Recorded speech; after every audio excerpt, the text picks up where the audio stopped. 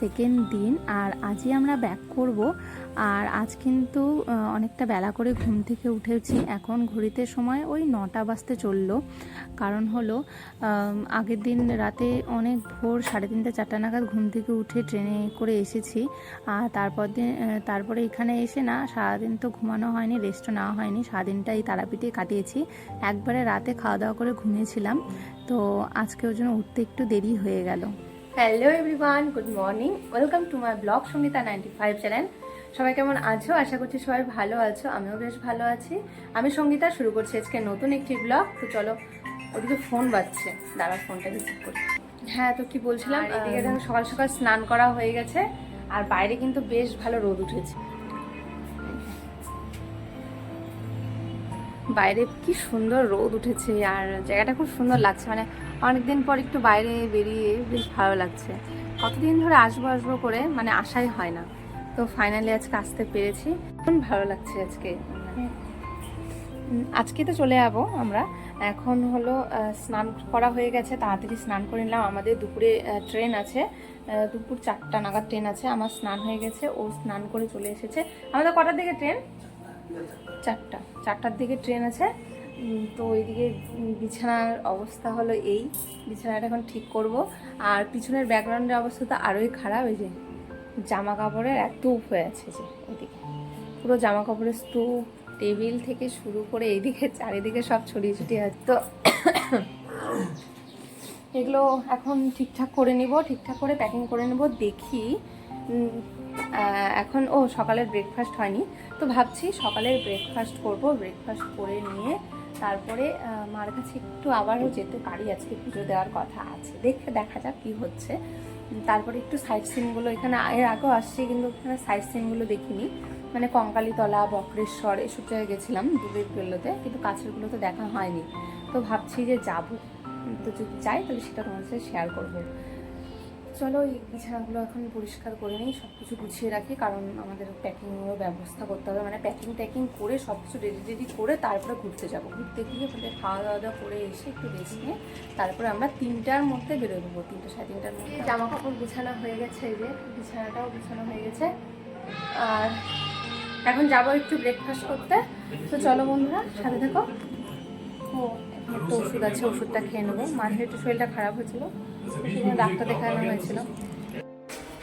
আমরা এখন নিচে যাচ্ছি ব্রেকফাস্ট করতে। আর জানো তো বন্ধুরা, আমরা এখানে এসে পুরো বোকা সেজে গেছি। আসলে আসার সময় না আমাদের ওখানে বেশ ভালো শীত ছিল আর কয়েকদিন ধরে রোদই উঠছিল না, তো ভাবলাম এখানে হয়তো বেশ খুব ঠান্ডা পড়বে, তো সেই কারণে ঘুরে ঘুরে শীতের জামা কাপড় নিয়ে এসেছি। আর এখন এখানে এসে দেখি পুরো উল্টো। তাহলে ভাবো কি অবস্থা। আমরা সেরকম গরমের মানে হালকা পাতলা জামা একটাও নিয়ে আসিনি। ভেবেছি হয়তো রোদ নাও এখানে উঠতে পারে, খুব হয়তো ঠান্ডা বাতাস দিবে, সেই জন্য এক দুটো তো গায়ে শীতের বস্ত্র পরতে হবে, সেই জন্য হালকা পাতলা জামা একদমই নিয়ে আসিনি। আর এখন এখানে এসে এত গরম লাগছে, মানে কি করবো, কোনো উপায় নেই, বাধ্য হয়ে ওই সোয়েটার পরে আসা গরম লাগছে। একটু জ্যাম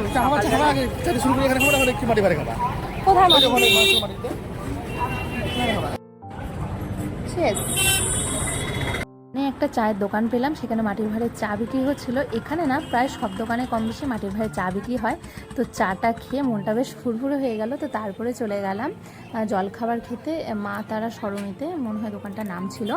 একদম মা মানে তারাপীঠের গলিতে ঢুকতেই পড়ে।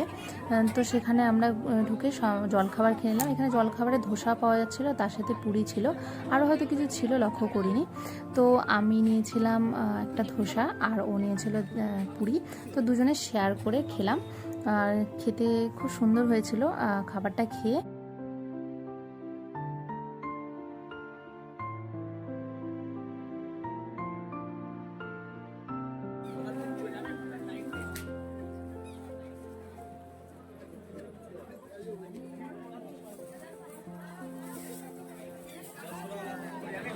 তো তারপর বন্ধুরা জলখাবার খেয়ে চলে আসলাম একটা ব্যাগের দোকানে। এখানে কিন্তু খুব সুন্দর সুন্দর কালারফুল ব্যাগগুলো বিক্রি হচ্ছিলো আর একটু দামটা মোটামুটি রিজনেবল প্রাইসে ছিল।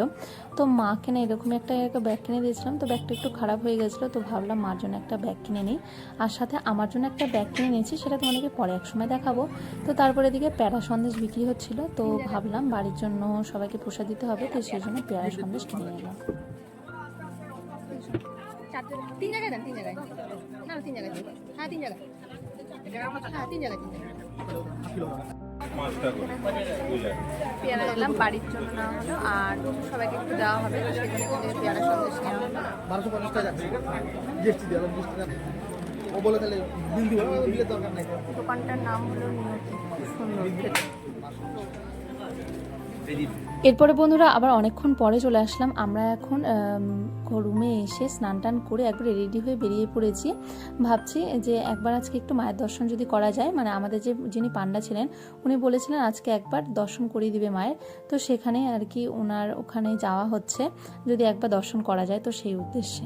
তো চলো আমরা এখন দেখি একটু পূজা দেওয়ার ইচ্ছা আছে, দেওয়া যায় তো। কি পূজা দিবা?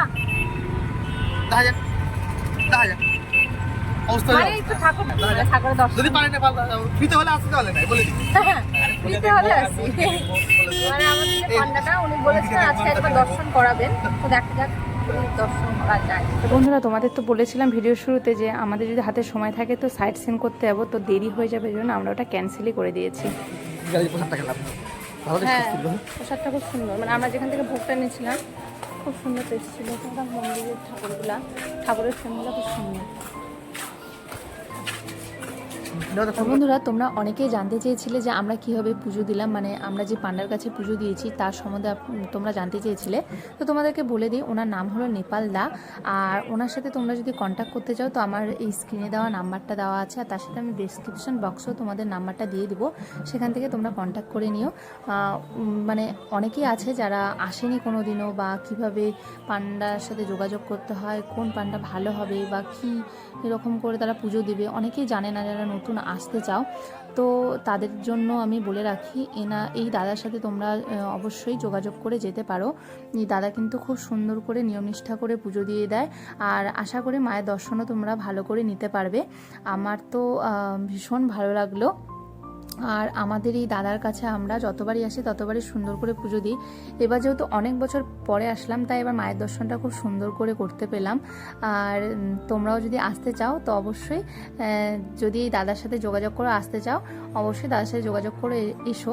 তবে হ্যাঁ, ভিতরে তো ঢুকতে গেলে অবশ্যই কিছু টাকা দিয়ে যেতে হয়, মানে জেনারেল লাইনে দিতে হয় না, কিন্তু স্পেশাল যেগুলো টাকা দিয়ে লাইন হয় সেগুলোতে অনেকেই পুজো দেয়। তো তোমরাও যদি টাকা দিয়ে পুজো দিতে চাও তো এই দাদার সাথে কন্ট্যাক্ট করে নিতে পারো, আশা করি ভালো দর্শন পাবে।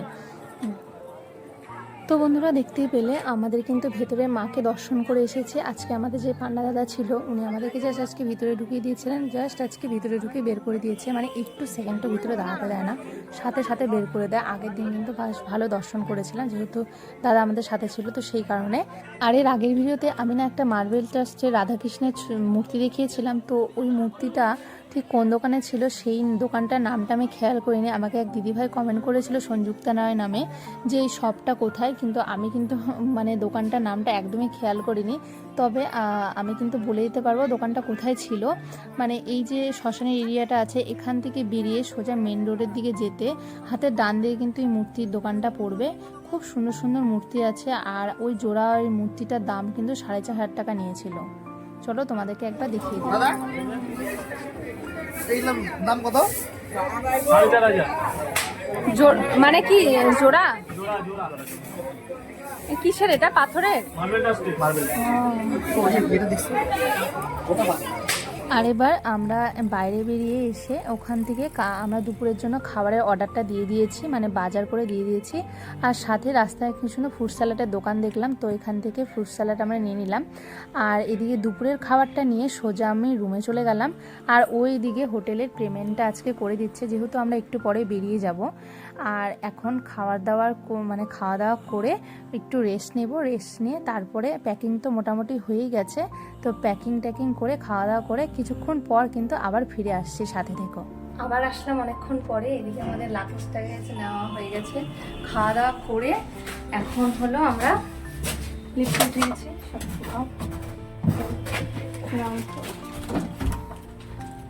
তো আমরা হলো এখন ব্যাগ ট্যাগ নিয়ে উঠে গেছি লিফটে, এখন বাড়ি যাওয়ার পালা। তাহলে আমরা ভালোই লাগলো, কয়েকটা দিন সুন্দর লাগলো। আর অটো বলা হয়ে গেছে, অটো চলে আসছে, এখন অটো করে আমরা চলে যাবো। কি সুন্দর ফুল।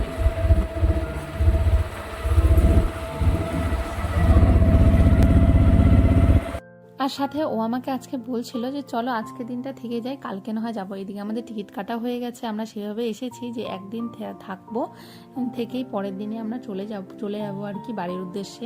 আর এদিকে সমস্ত কাজবাজ ফেলেও এসেছি, যদিও বা অনেক বছর পর আসলাম, কিন্তু তবুও মনটা আরেকটু থাকতে চাইছিল। তো যাই হোক, এবারের মতন তো দিনটা বেশ ভালোই কাটলো, 2 দিন। আবার জানি না কবে আসবো, তবে একটু তো মন খারাপ হবেই, আবার সেই বাড়িতে আবার সে একঘেয়েমি। তো যাই হোক, ভীষণ ভীষণ ভালো লাগলো। বন্ধুরা দেখো, দেখতে দেখতে 2 বছর পর আমরা আবার আসলাম। আর এবার যদি মা টানে তো অবশ্যই আবারও আসবো। কি বলা যায়, সামনের বছর মানে নতুন বছরে হয়তো প্রথম মাস বা দ্বিতীয় মাস তৃতীয় মাস পরে, মানে কয়েক মাসের মধ্যে হয়তো আবারও আসতে পারি। তো দেখা যাক, মা টানলে সবই হবে। তো আমরা এদিকে স্টেশনে চলে এসেছি, এখন আমাদের 2 নম্বর প্ল্যাটফর্মে হয়তো মানে ট্রেনটা দিবে, তবে জানি না কখন দিবে, এখনও ট্রেন আসেনি। তো আমরা ওখানে গিয়ে প্ল্যাটফর্মে গিয়ে ওয়েট করব ট্রেন আসা পর্যন্ত। তো চলো সাথে থেকো।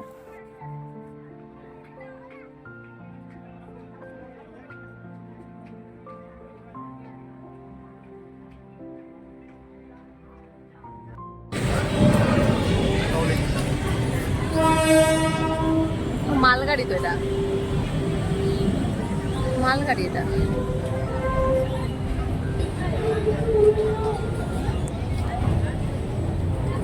স্টেশনে দাঁড়ায় আছি, কোন প্ল্যাটফর্মে ট্রেন দিবে বুঝতে পারছি না, দেখা যাক, নাহলে আবার সিঁড়িতে উঠতে হবে, সিঁড়িতে উঠে আমাদেরকে ওইদিকে নামতে হবে, দেখা যাক কতক্ষণে দেয়। তো বন্ধুরা আবার অনেকক্ষণ পরে আসলাম, আমাদের তো ট্রেনটা অনেকটা লেট করে ঢুকেছিল, তার মধ্যে ওই প্ল্যাটফর্মে ট্রেনটা এসেছিল। ভিতরে ঢুকে দেখি প্রচণ্ড ভিড়, অনেক চাপাচাপি করে বসতে হয়েছে। আর তার সাথে না সেইভাবে ভিডিও শেয়ার করতে পারিনি। আমরা বাড়ির প্রায় অনেকটা কাছাকাছি চলে এসেছি, আর কিছুক্ষণের মাত্র বাকি বাড়িতে যেতে, মানে ঘন্টা 2 হবে। তো এখানে আমরা এখন চলে এসেছি প্রায় মালদার কাছাকাছি, ফারাক্কা ক্রস করলাম।